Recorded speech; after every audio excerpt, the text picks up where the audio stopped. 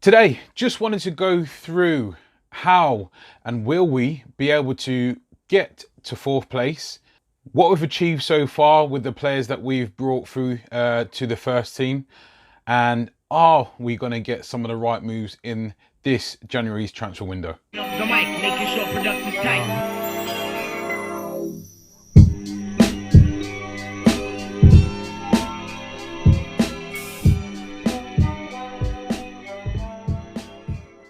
Before we get into it, if you're new to the channel, make sure you hit that subscribe button and the notification bell just to make sure you stay up to date with all the latest Manchester United news, views, reactions and opinions. So we currently sit in 5th place behind Chelsea.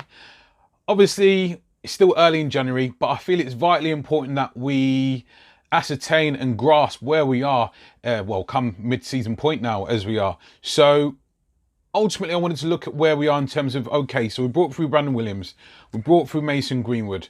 Will Ollie remain at the helm come the end of the summer transfer window as well? There's a few questions that I feel that we need to address. Starting with, okay, Brandon Williams, his rise to looking like he's our starting left back at the moment, which is very promising. Also, Mason Greenwood, I'd like to try and sort of gauge where they are at the moment by giving them a score out of 10. So, for example, Mason Greenwood, now he's scored 9 goals in all competitions so far this season. Now, I feel like he's started enough games. He's come on off the bench at certain times and not played at certain times. For me, in terms of Greenwood's potential of going forward to being a mainstay Manchester United player, is for me it's a 9 out of 10 at the moment. The kid's 18. As I said, he's scored 9 goals already. Can he get 15 goals? That would, for me, would be his target now. That's 6 goals between now and the end of the season. That's what, a ratio of, I think it is 1.2 goals per month. So realistically, Greenwood's on for a 15, maybe even 20 goal in all competition season in his first full season for Manchester United. Bad boy Brandon Williams is making a pretty legit claim for his first team status. Starting 11, not necessarily just first team. His starting 11 status is really starting to take shape. Obviously, he's played the last 2 games. Obviously one of the big games being City, and then obviously against Norwich, where obviously he's winning penalties. That means he's bombing on forward that much. He's getting into the opposition area, being that much of a threat, attacking wise, that he's winning penalties as well. Unfortunately, he didn't get on a score sheet against Norwich, where he played very well again. Defensively, he's looking very solid as well. So just some of his decisions, it will probably need to improve going forward, but you can definitely see his character and his willingness to improve. I'm going to give him a 8 out of 10 in terms of becoming a first team, starting 11 regular going forward as well. Now, the big, massive question, are we going to finish in the top 4 this season? Realistically, I'd say probably not, just purely because of the inconsistencies that we are currently having. We will see us performing well against most of the big sides, and then sometimes not performing against the lower sides. Sometimes performing against the lower sides, like we did against Norwich in the 4-0 win the other day. For me, we're far too inconsistent. I really don't know. Can't see us being consistent enough to clinching 4th place. That is, unless all the teams around us have an up and down rest of the season. I'd probably say 5th, 6th position that we finish in this season, realistically. My heart wants to say, yeah, we'll get it, but my head's saying probably 5th, 6th will do us probably there. Marcus Rashford, I have it's a question and a stat in the same time. So Marcus Rashford has 19 goals in all competitions this season. For those of you that have seen my videos before in the past, especially the beginning of this season, I was doubting whether Rashford could indeed generate the goals necessary for us to essentially get back where we need to be. So he's on 19 goals, still 5 months left of the season, plenty of games. He is on course for a 30-goal season this season. Now, that's 11 goals throughout the remaining of the season. That's 5 months. That is per month he'd need to score 2 goals per month to essentially get to 30 goals a season.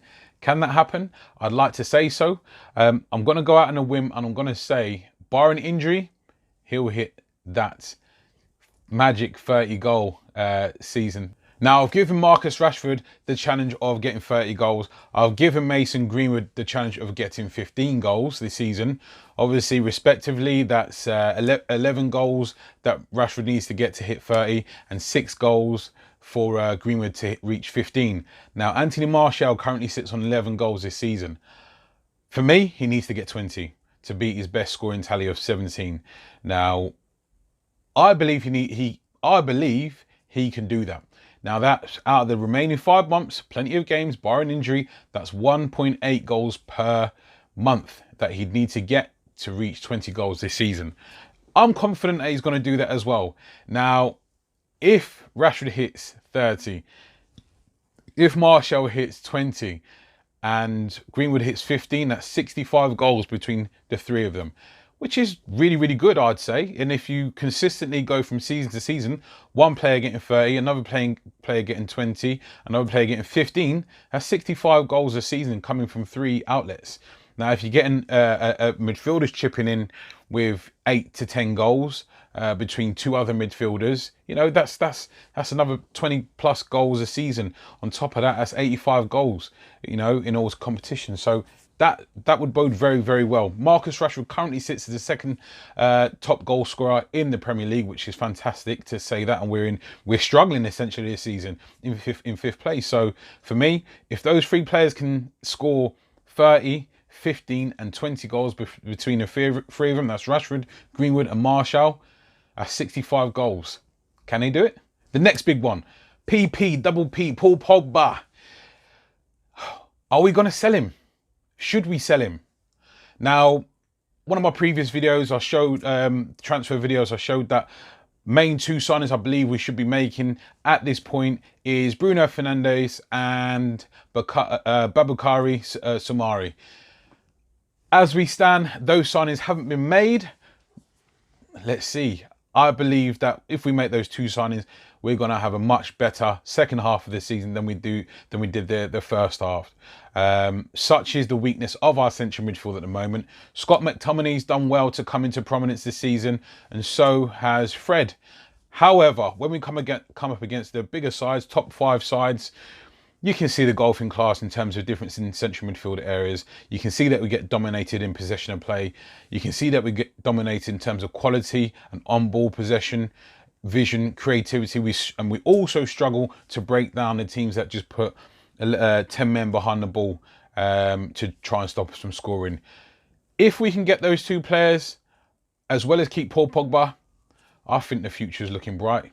Now, as things stand, we're looking like we can score goals. We're looking like we're struggling in the goalkeeper position in terms of David De Gea consistency. He's made quite a few errors this season. I'm saying that where we just come off the back of a 4-0 clean sheet for him, but that was against bottom of the league Norwich. I would like to say that De Gea going forward will be imperious as he has been for us in past seasons. I don't know. This is the first time where I'm looking at I'm looking at De Gea. I'm saying, look, I don't know whether he's going to be able to get back to that world-class #1 goalkeeper in the world standard. We currently have Sergio Romero as a number 2. We also have Lee Grant as a backup goalkeeper. Now, where the problem lays for David De Gea, even though he's just signed a new contract extension this year, we have Dean Henderson on loan at Sheffield United. He's pulling up trees over there as well, knocking on the door for the England #1 shirt also. For me, David De Gea needs to be very careful because we've just signed a new contract for him to stay. Dean Henderson has been out on loan, gaining fantastic experience and obviously notoriety. If Dean Henderson continues, for me, David De Gea has 1 more season in goal where he establishes himself as, well, he re-establishes himself as the #1 goalkeeper in the world, and Man United's #1 goalkeeper going forward for the next 5, 6, 7, 8 years. If he doesn't do that next season, I think the end of following season, I think Dean Henderson then comes back to Manchester United and becomes Man United's #1 goalkeeper. It's not, I'm saying I want it to happen, but for me, for where we need to be, we need a rock solid #1 goalkeeper, a rock solid centre back partnership, 2 world class central midfielders out of the 3, and 2 very good goal scorers up front. Guys, leave your comments in the box below. I need to know your opinions on all these varied topics that I've covered. I know I've jumped around a little bit, but I've had to cover a lot here on this season review, half season review. Don't forget to subscribe, hit the notification bell, and I'll see you next one. Take care.